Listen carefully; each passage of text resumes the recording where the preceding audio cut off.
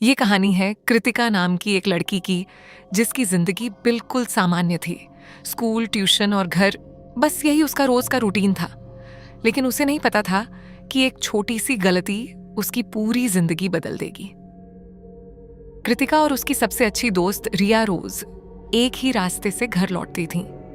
वो रास्ता एक शॉर्टकट था जो कब्रिस्तान के बीच से होकर जाता था। रिया हमेशा हंसते हुए कहती थी कि भूत वूत कुछ नहीं होते, लेकिन कृतिका को उस जगह से हमेशा डर लगता था।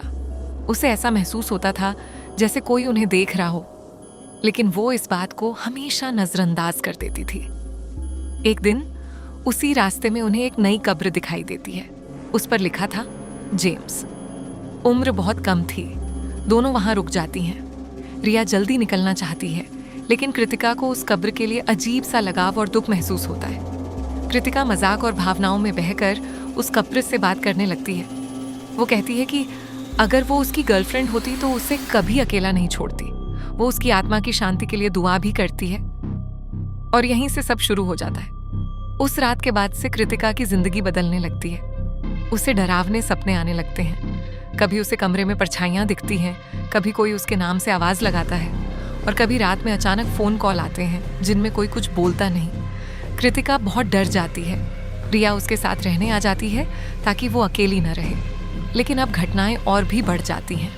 घर में दरवाजे अपने आप खुलने लगते हैं। ठंडी हवा अचानक महसूस होने लगती है, और कृतिका को हर समय ऐसा लगता है जैसे कोई उसके पीछे खड़ा है। उसके माता पिता इसे सिर्फ परीक्षा का तनाव समझते हैं, लेकिन कृतिका जानती है कि मामला कुछ और ही है। एक रात वो अकेले छत पर जाती है, और तभी उसे वही आवाज सुनाई देती है, कृतिका। वो डरकर चिल्ला उठती है। इसके बाद शुरू होते हैं और भी भयानक हादसे।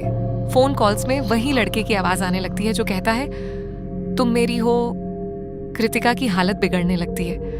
अब उसके परिवार को मजबूरी में एक फादर को बुलाना पड़ता है। फादर सब सुनने के बाद कहते हैं कि यह या तो मानसिक भ्रम हो सकता है या फिर किसी बहुत शक्तिशाली आत्मा का मामला। फिर शुरू होती है एक भूत भगाने की प्रक्रिया। कृतिका को एक पवित्र जगह पर ले जाया जाता है। फादर प्रार्थना शुरू करते हैं और कहते हैं कि अगर कोई आत्मा है तो सामने आए। और तभी कृतिका की आवाज बदल जाती है।